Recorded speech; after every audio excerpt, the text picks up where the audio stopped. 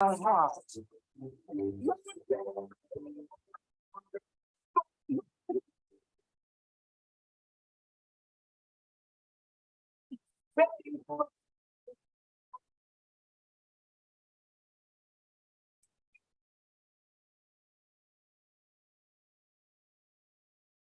right. Good morning on a Tuesday.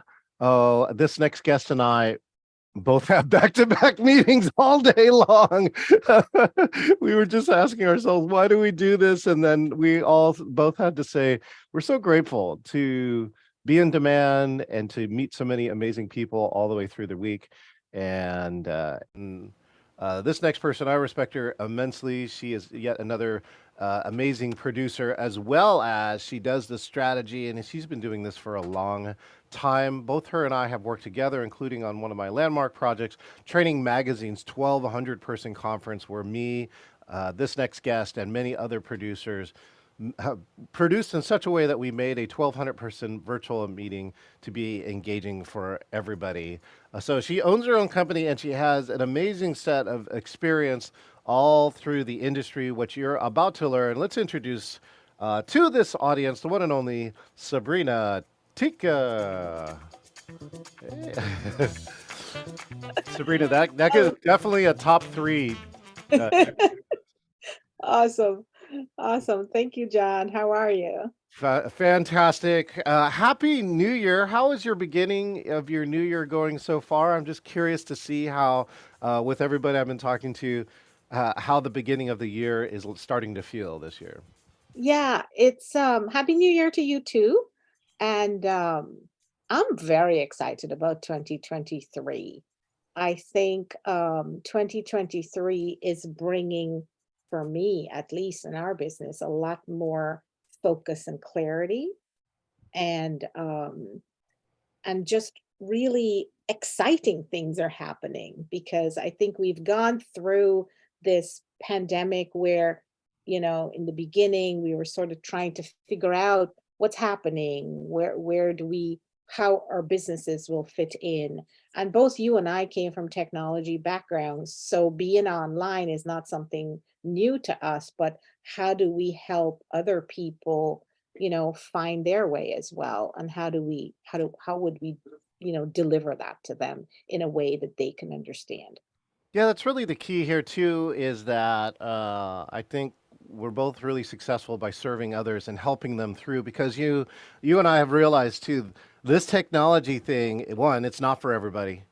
And people who, now in the last 2 or 3 years, everyone's had to try it at least once and they suddenly realize this is not for me. Is that what you hear from some of your clients about why they come to you, Sabrina?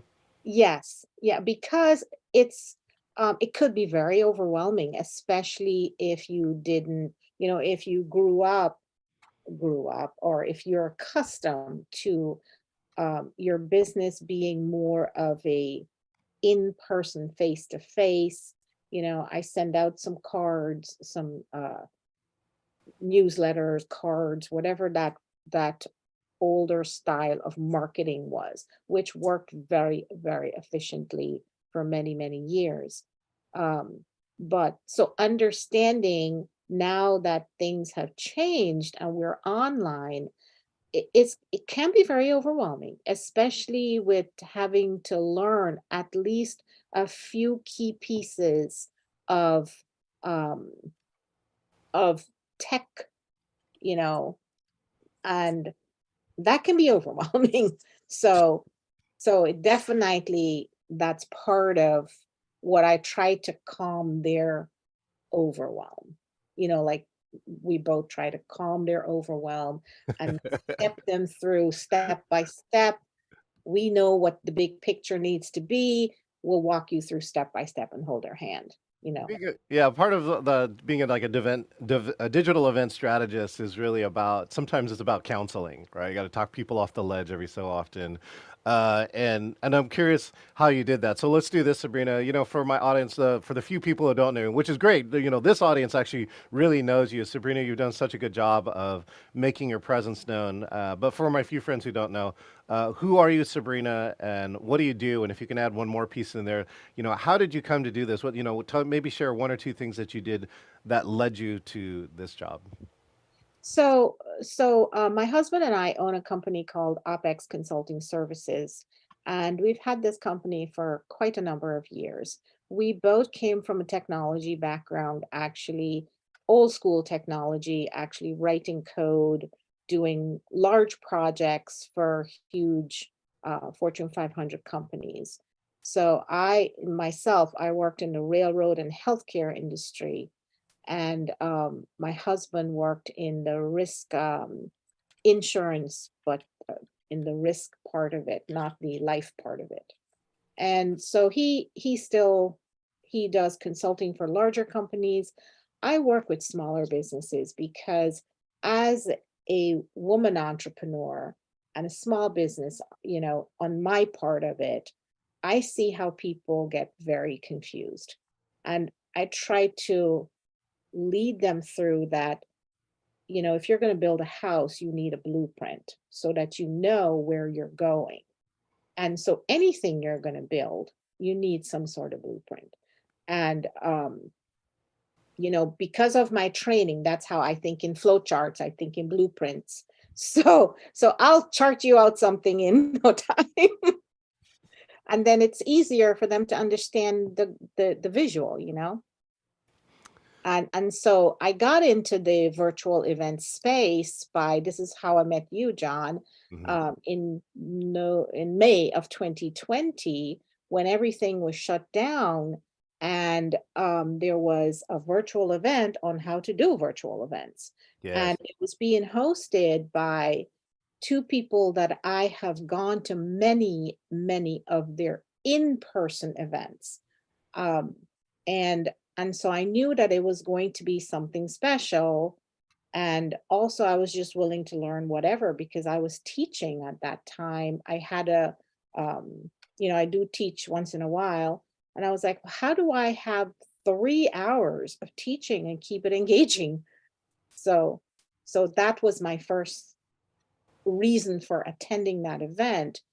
But what came out of that was phenomenal, because there were so many people that were lost in terms of, how do I get online? What do I do? How do I do this? How do I work Zoom? And how, different things like that. So I saw a need and I just jumped in to help, really.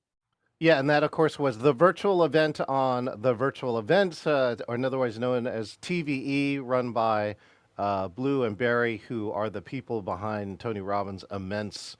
Some people call it Zoomzilla, I uh, know.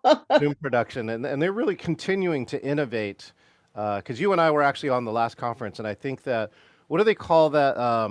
The live audience that's on the side. I know there's a name for it. It's called, well, that design is called digital first, where it says design the whole thing for the live stream, which would be the majority of the audience, and then have like 30 or 40 VIPs on the side, like watching how it's being done. And they said that has turned into an extremely successful format. Is that what you Yes. remember from the last one? Yes, that's correct. And I think they're doing that part of it because there are still people that would like to have an in-person audience, whereby this hybrid concept. However, it is very difficult if you don't understand how to produce that and make both audiences feel like they are a part of the event. And that's the hybrid challenge. And again, you can see some of the stats here. This is for their website. 83 plus live virtual events, but 422,000 attendees and 214 million viewer minutes. That's, I think, one of the cool things about virtual is that if you start totaling up the viewer minutes, it adds up really quick. Like I think we clocked I think like 10,000 plus viewer minutes just on my conference alone. And in this case, their real secret is that they have something called the high ticket offer, and they have generated 475 million people with the people that who are their clients, of which I think you are one too. Yes, and that number has increased since that was posted. Yeah. Because I mean, right now, the Tony Robbins challenge probably will have over 1 million people in that challenge. It's mind-boggling. And again, they have another date on there, May 11th through 13th. And I think that part, there is a way to claim a spot for that for free for those who are interested. Definitely check it out. Just know that they do have a offer stuck in there. And many people will go for it. Even if you don't take the offer, you should go through it because they have very finely honed and tested this formula with that. Speaking of which, I think you are working on your first 3-day event. And I'd love to Yes. hear about it because you talk about the digital gap all the time. Like I also talk about the digital divide. So I would love to hear, what are you thinking about for your 3-day event that is just about to be announced? Yes, so what happened is I've worked with about for, since June of 2020 to today, I've worked with about 80 or so events in one way or another. Not all of them were 3 days. Some of them were just an hour and a half. Some of them are education conferences. There's many different types of virtual events. And one of the things that I realize is that there are missing gaps, and everything comes to, oh my God, it's on fire. Let's um let's try and put this fire out because the event is coming up and I don't have a sequence to before, during, and after to actually remind the attendees. But to take that a little bit further in terms of your business, and because of COVID, the need to be online and the need to have a strong digital presence has been accelerated like 5 to 10 years. I've always been telling groups that I belong to way before COVID, you really should have an online class. You really should do this. And, everybody was like, why? I go in person. I don't need to do that. But then people saw the need during COVID and the possibility. But what's fascinating is the reach. Mm. Mm-hmm. The Talk more. reach, Yeah, tell me more about what you see in the reach. the reach is unbelievable because I made friends with people that I would have never ever met. I would have never met you, John, Yeah. because n- you live in Seattle, I live in New Jersey. Most likely, it would not have been something that we would have had a chance to meet. I met people from Switzerland. There was a one guy that we met from Switzerland that was actually a big celebrity in his space. He did the drums. He did drums. I forget exactly um, all of the things that he did, but he was on the Oprah show. But he was also losses. So how does he perform? Now, I would not have met him. I met people from Australia, from now the time zone is always something that I struggle with because wait a minute, what's this time zone and this time Right. zone? Yeah. So even in training magazine and also with YPO that I was part of your team on YPO, there were people from South Africa, from just the global audience. Now the world has become really small in terms of reach. And that's what's amazing too, because again, Sabrina and I have never met in person, but we know each other quite well, and we've actually worked with each other, and it's really has been all remote, all virtual, and I think that I know personally my reach has actually gone up, astronomically because actually I just went back to a face-to-face event here in our local MPI Meeting Professional International chapter, right, and I love all my people here. We actually had 100 people together, and I mean, you get both. one, it's like we're totally out of practice now, right? And so Yes, now you get like people fatigue. So like you're at an in-person meeting and it's kind of exhausting because you gotta like I gotta now pay attention to all these other things that I'm not used to. And where's my chat window? And right, and where's all this? None of that stuff is here. And so I'm I curious, love that term, people right? fatigue. People fatigue, right? So I don't know if you had that, but what I do know that I also talk a lot about a LinkedIn program called the Neuroscience of Virtual Selling. And that's also something you and I have had to practice over the last 3 years. And Correct. for me, I've come to the conclusion that I think I'm personally better, here in this box, in this space, than I am sometimes in the real world. And I I appreciate that, and I also appreciate the efficiency. Like the fact that you and I are going to clock probably 6 to 10 meetings, before we eat lunch or something. While again, it's not necessarily best practice. We should be taking short breaks, by the way. Yeah, That, we will. even Daniel Pink even said it, right? Said short is better than nothing, right? Even take just a Yes, 2 minute break between meetings. And uh, this is almost impossible for you and I to do in our hometowns because you got the drive time, you got like park time, you got like all these other things that go in the way that get in the way of the efficiency of what really matters, which is this you and correct, I meeting. So, correct. are you curious? What other things do you love about this virtual world that you only now noticed in the last 2 or 3 years? Well, one of the things, in addition to what you mentioned, the other thing that I feel is phenomenal, before COVID, I went to a lot of in-person events, BNIs, chapter meetings, all kinds of stuff. I'm always involved. And I have bags, I still have them, of business cards. And what happened in an in-person meeting is you get a bunch of business cards and maybe you'll connect with them on LinkedIn and maybe you'll have coffee with one person and that's the end of the relationship. If you go to the same thing over and over again, you still have this hi, how are you relationship. What I found in the virtual space is I have I met more people and have stronger relationships than I ever had in any other networking meeting. I feel like I know you, John. Mm. Uh, I remember the first time I met Chuck, who is Oh, another one of our virtual friends. yeah. When I met him in person, I was like, "Oh, Chuck, how are you?" It was nothing. I felt like I've known him for years, Mm-hmm. right? Mm-hmm. And so to me, the relationship, obviously it's a two-way street. You Yes. have to put effort in. Yeah. However, I feel that um it doesn't take away. A lot of people thought, well, we can only do networking in person.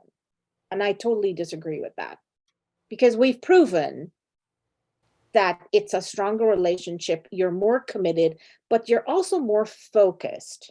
Yes. Like you were saying, going to the in person, there's so many other things going on, but I feel this is more focused.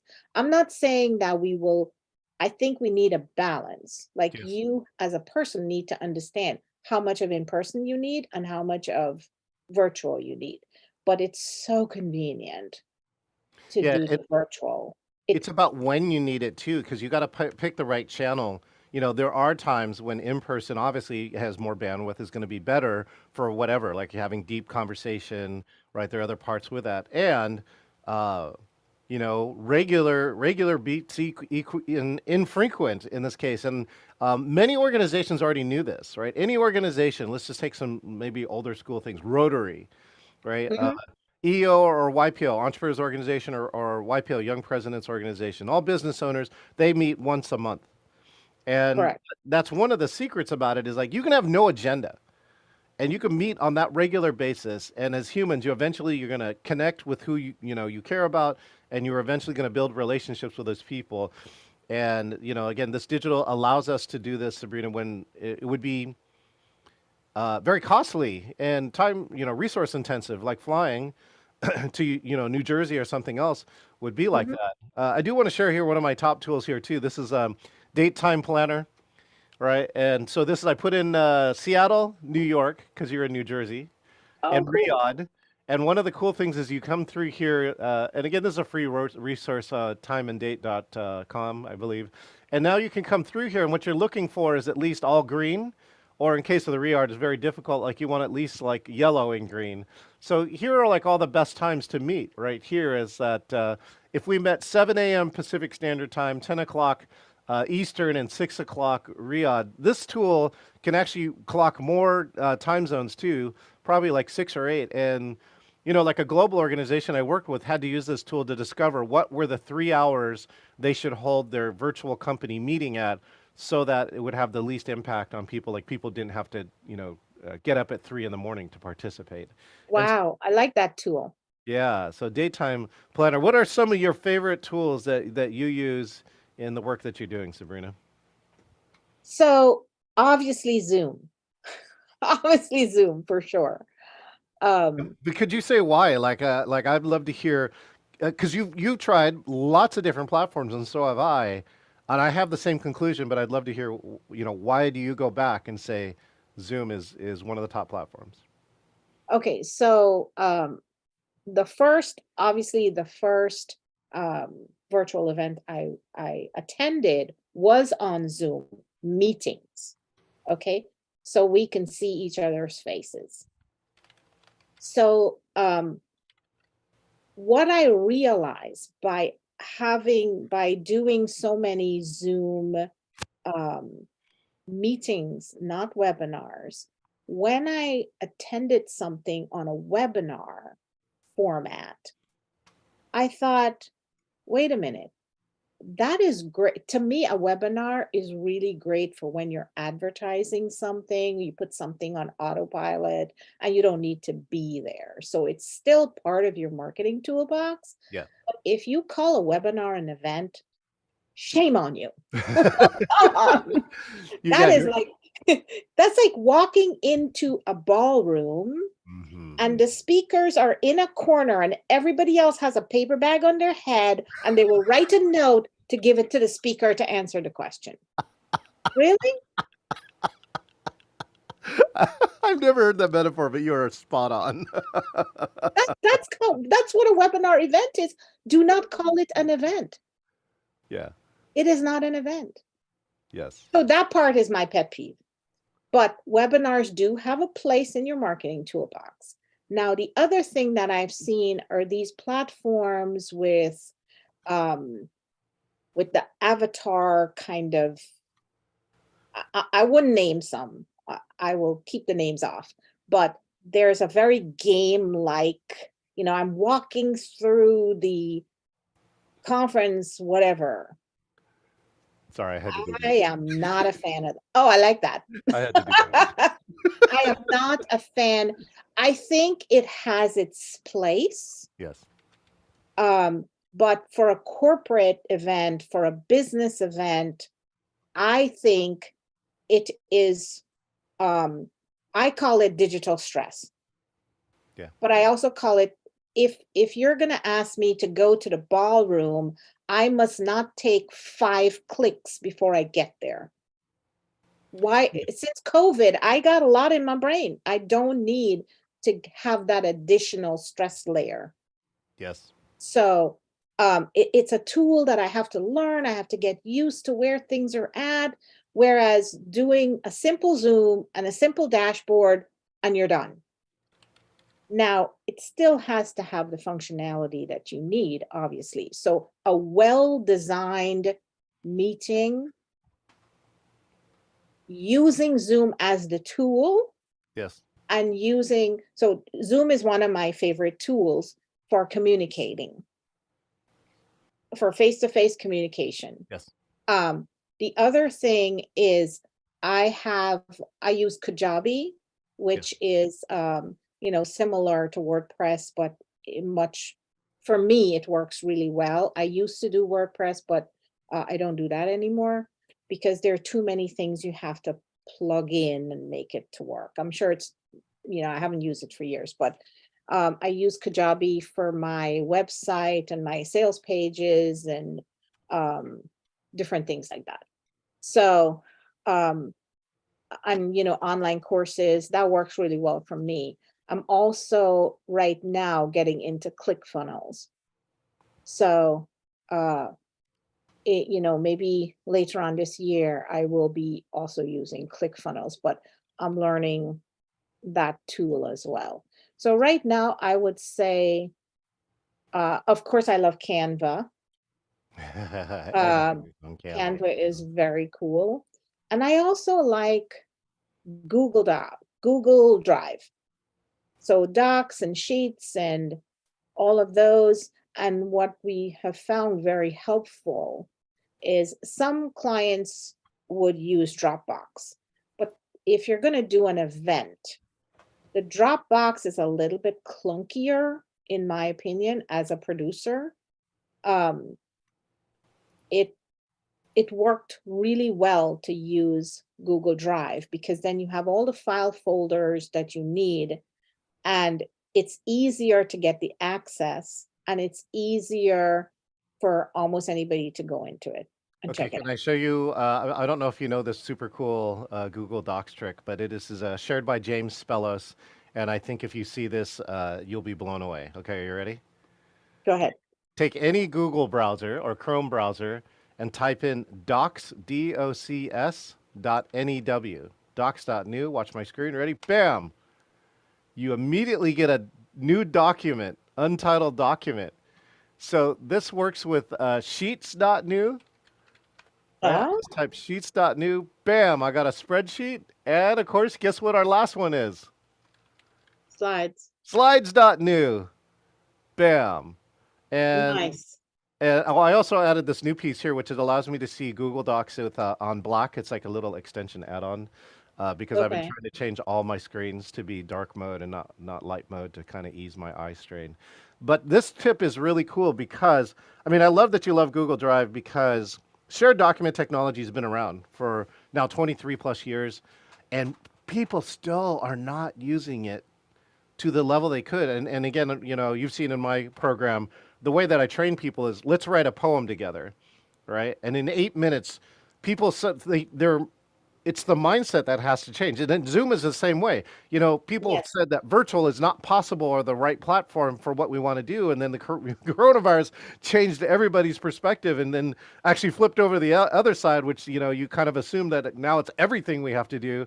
And, there's a balance in between. But Google Docs, people realize that they think they have to wait. Like, oh, Sabrina will write a line, and then I'll write a line, and then Fred will write a line, and then, oh, by the way, Pam Harrison is watching us too. Hi, Pam.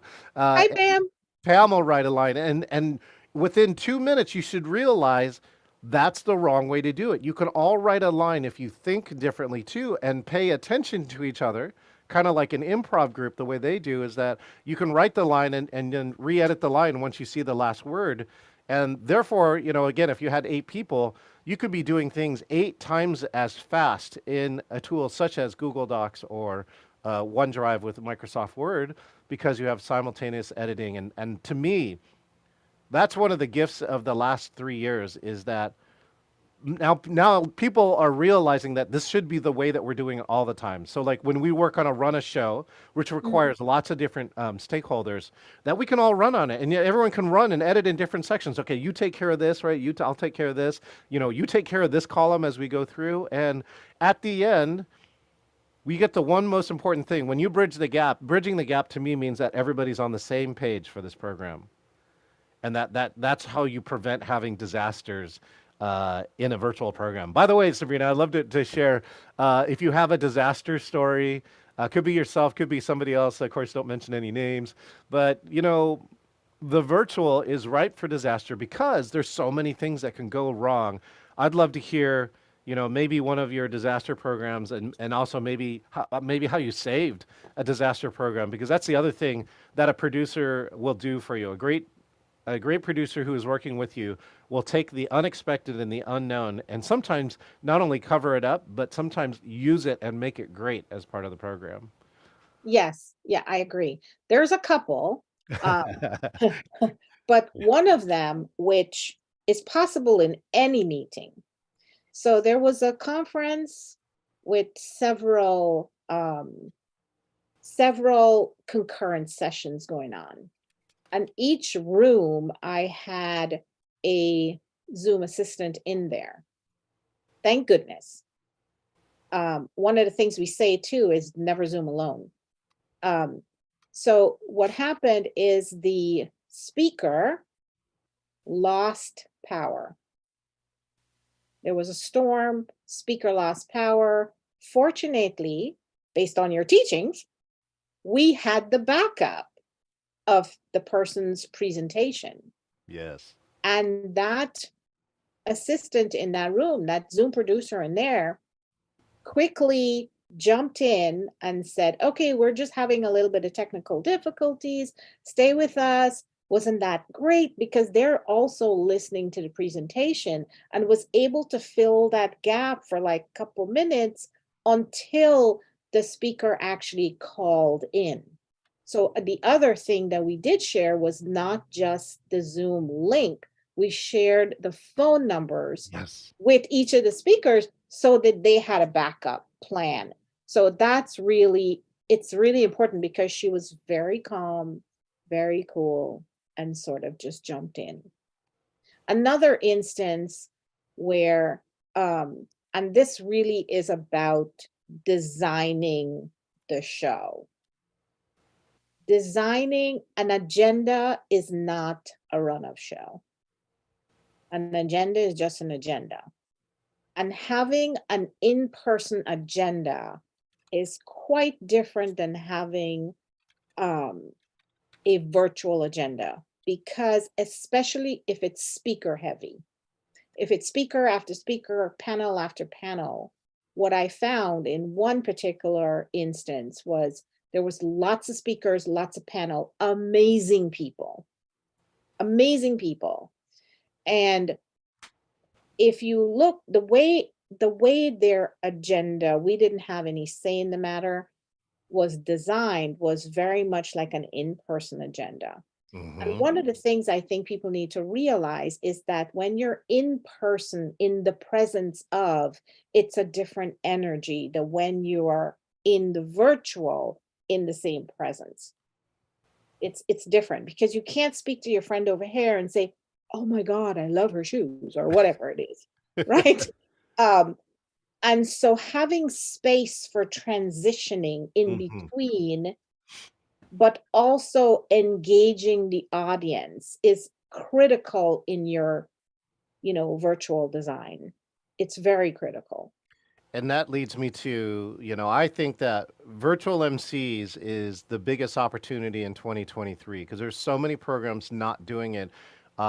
Even top-notch places we've seen, like maybe they run music and then they cut their stream, as opposed to if you have this 15-minute transition time, the real world is walking from one room to the other and maybe getting a cup of coffee on that coffee beverage service. But here in the virtual room, some people, of course, will take a break and run to the restroom or do other things, which is I think is good. And those who are ready to do some networking, you have this opportunity to engage your virtual audience and make them the star of the show. Because everyone, if you're in a platform like this, this is why Zoom is such a great tool too. Is that the ability to have video on for up to 1,000 is like a no-brainer, and then past 1,000, you use a couple tools and you can still have it. And an MC can bring those people in and say, "All right, Sabrina's in the audience here. Let's check in with her about the last program." And now you hear people's impression about it, and now the whole show transforms from being a passive television viewer to like I'm in it. I'm now part of this program. My commentary is now part of this, and then one of the things that you get is like, how do all the other virtual people feel? You don't know. Because in the in-person room, okay, you can actually kind of look around and look at body language. But here in virtual, I scan the gallery, so I kind of, cheat. And I don't, without getting those auditory comments, sometimes what I've discovered too is that the virtual audience is more important than the speakers themselves. And that because of the topic, and if you have many educated people in the space, they put all these resources in the chat too, where they say like, here's another tool that I've used that was useful, right? You got to check out this article, this blog post, or this website. And now the virtual can actually be more valuable than the in-person because of the chat. And I think it all steers around this engagement piece, around how can you make virtual, right, as good as or better than the in person. And I think that's actually, to me, one of the beliefs that you have to start with is that it can be better, right? And so if you start with that belief, you start to discover things like, to me, chat is amazing how much chat has elevated itself into importance, right? To me, it's like the number two most engaging tool, right? And this is the number one, which is audio, video, which, we turn it on and it works. But chat is the one place where everybody in virtual can whisper to each other and say, Yes. "Oh my gosh, did you see what that speaker just did?" Right?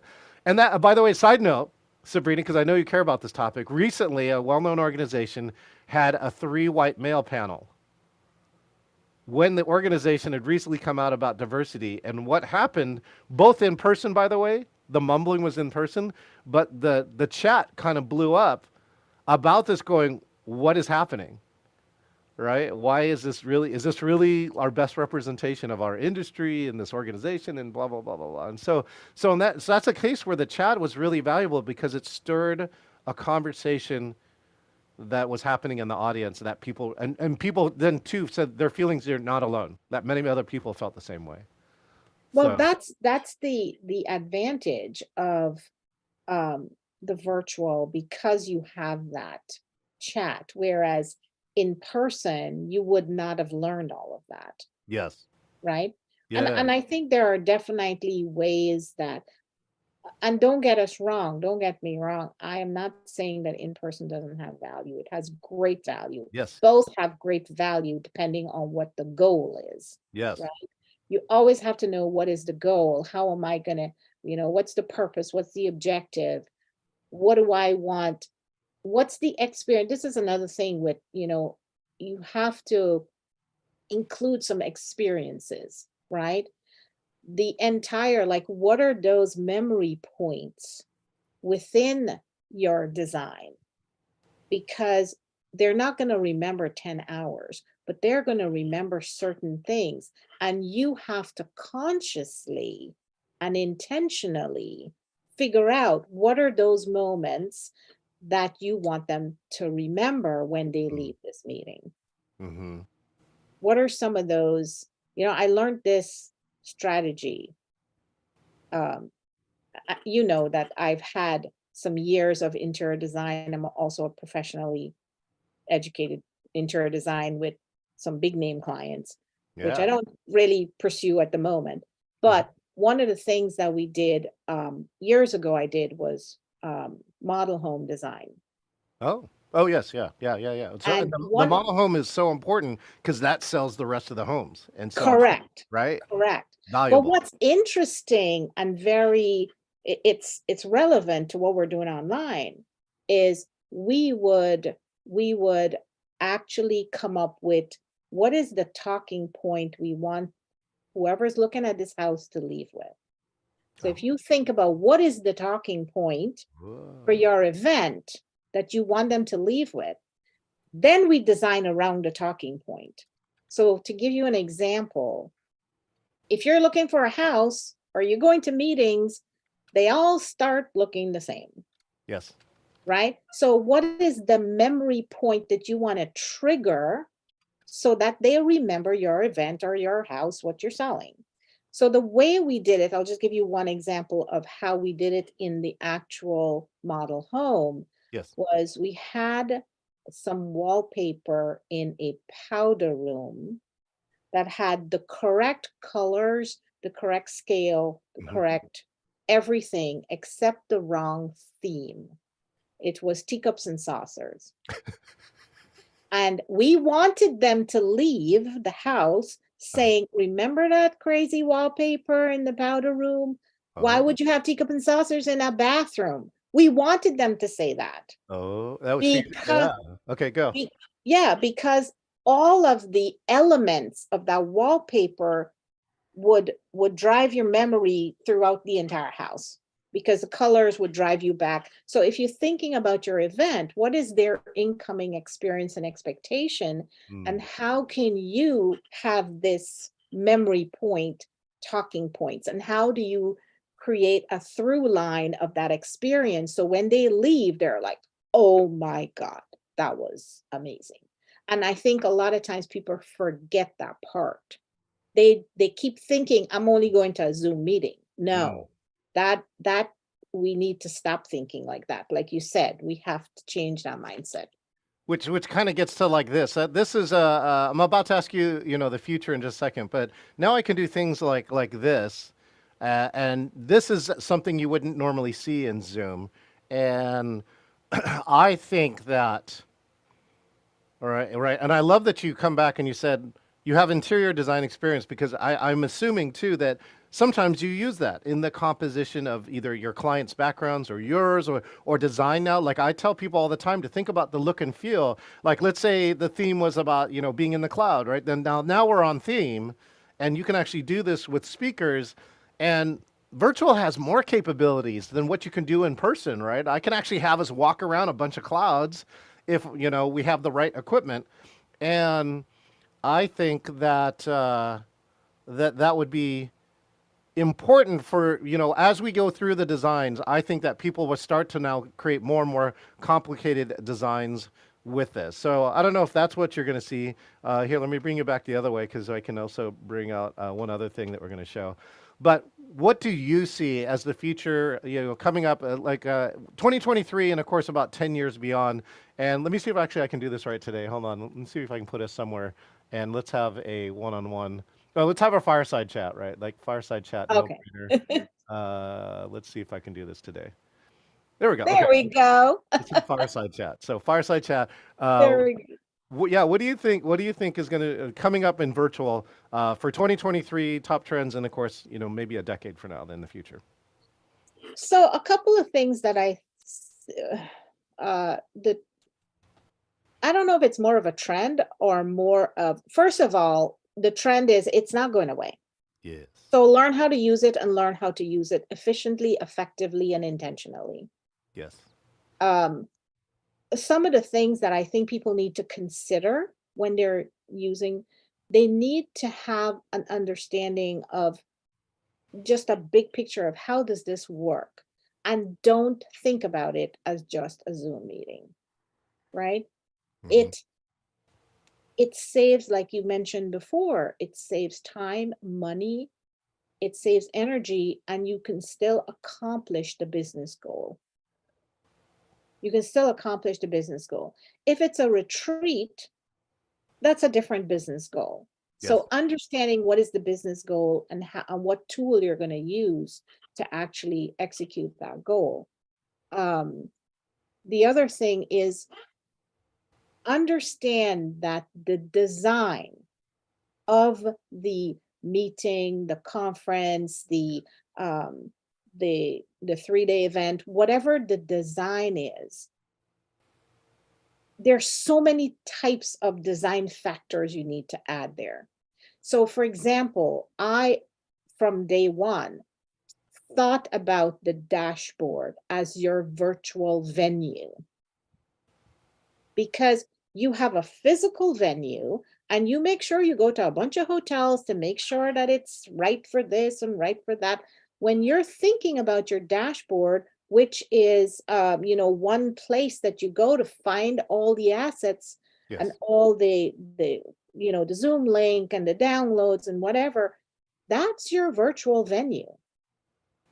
Understand what colors, use the colors of your organization, but understand where you distribute that color, because color distribution has a lot. That's where my interior design comes in, is how Yeah. do you distribute that color? Yes. How Yes. do you actually put engaging graphics? You know, graphic designers know that, but as a designer, I'm looking at where is your eye going first? Because in a physical space, you actually look at where is the focal point. Yes. Then your eye has to travel. So where is your eye traveling? Then you want to put the things that you want people to really see where it's traveling. So designing the many pieces of it, there's many pieces to the design.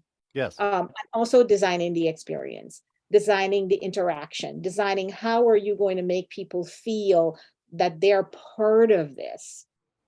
From the Because beginning, from the moment they sign up, exactly, too. It's really Exactly. I mean, it goes before that too. People have to opt in, so it's around the marketing. But as soon as the marketing, digital actually gives the ability to make somebody feel included as soon as, even if the event is 5, 6 months away, you can be part of a community if you set it up right. And that kind of seeds, it should seed your set of connections so that your in person or your live experience that's happening in real time is even better because you're not just meeting these people for the first time. Now you maybe have 4 or 5 of like months of connection points leading up to that. Exactly. And that's part of what this whole digital gap is. Yes. What I try to show my clients. These are the things that will increase your engagement. You want to make sure that you're following up with them. You want to make sure this, that, or the other. So designing that whole thing, like from the moment Yes. that you make contact Yes.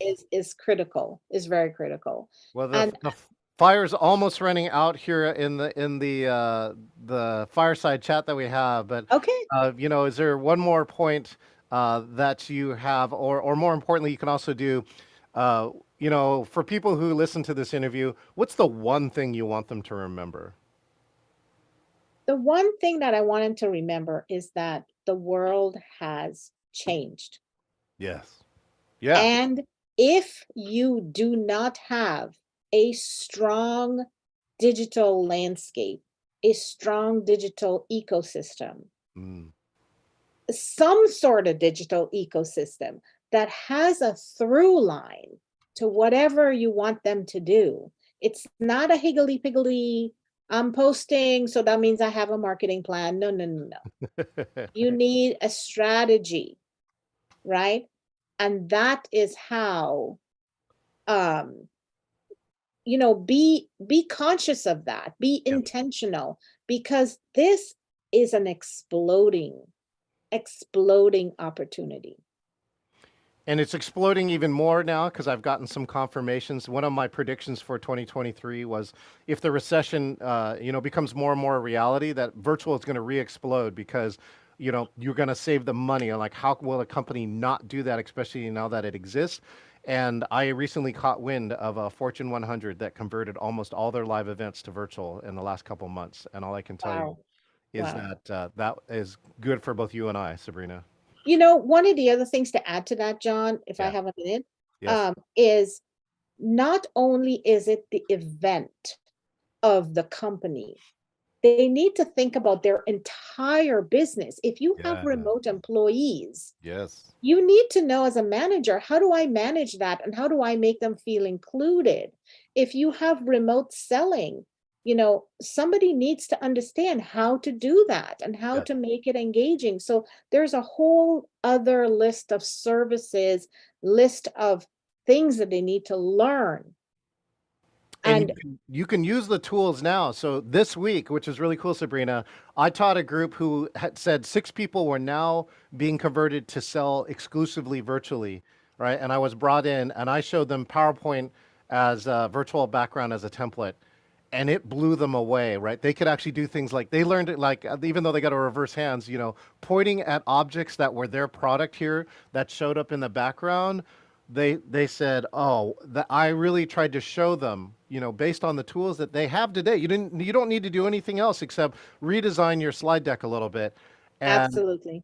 I can't wait to see their results because, like, they said they would report back to me in a few months and let us know what is the result of that training and making sure if they adopt that at practice, I think they're going to get more sales piece. Thank you so much, Sabrina. Again, your link is the LinkedIn link is there. Click on Sabrina's part. And Sabrina, what's your plans for Teekah Talks this year? I think I heard them coming back, right? Oh, yes. Tika Talks definitely coming back. We're trying to make sure that we highlight, tools and what's new and how can we actually um, accelerate as a business, right? Yeah. And being just really one of the things that my goal for Tika Talks was always for us as a group to expand the group, but to Yes. help each other grow, because then everybody wins. collaboration in 2023 is super important. The Tony Robbins have the Dean Graciosis to send their message out. So the John Chens need to have the Sabrinas, and the Sabrinas need to have the John Chens. So we definitely, need to be more intentional about collaborations Yes. and sharing knowledge. I completely agree with that. All right, well, Sabrina, and I look forward to collaborating with you. One of my plans is you're on my list of people to collaborate more with this year as we try and at least the mission that I'm on. All right, let's eliminate bad virtual meetings. All right, let's see if we can produce and create the best and the most engaging virtual meetings and revolutionize the way people work. So, Sabrina, thank you so much for your Very time well. today, and I look forward to seeing you either at Teekah Talks or the next time I see you online. Awesome. Well, we have a LinkedIn's, audio event today too. So Oh, I if saw that. anybody Yes. wants So, to, if anybody wants to join in this afternoon at 1, then welcome. and you want Thank to you see so it much, because it's, John. yeah, you're welcome. It's Erica Bates, and they're talking about live stream. So, Yeah, right. it's the Virtual Talk and Teekah Talks collaborating. Okay, good, excellent. Go check it out. Make sure and click on Sabrina's LinkedIn link. Thanks again, Sabrina. Awesome. Thank you, John. All right, this is John Chen, and we've just been talking with the amazing Sabrina Teekah, host of Teekah Talks and owner of her own business where she's doing digital event strategy and, of course, digital event producing. Make sure and check her out. If you want to get interviewed, click the link on side of here, click interview, because I want to introduce you to my community of people who love engaging virtual meetings. All right, until next time, we'll see you there. Always start people and keep old people. Show you got heart.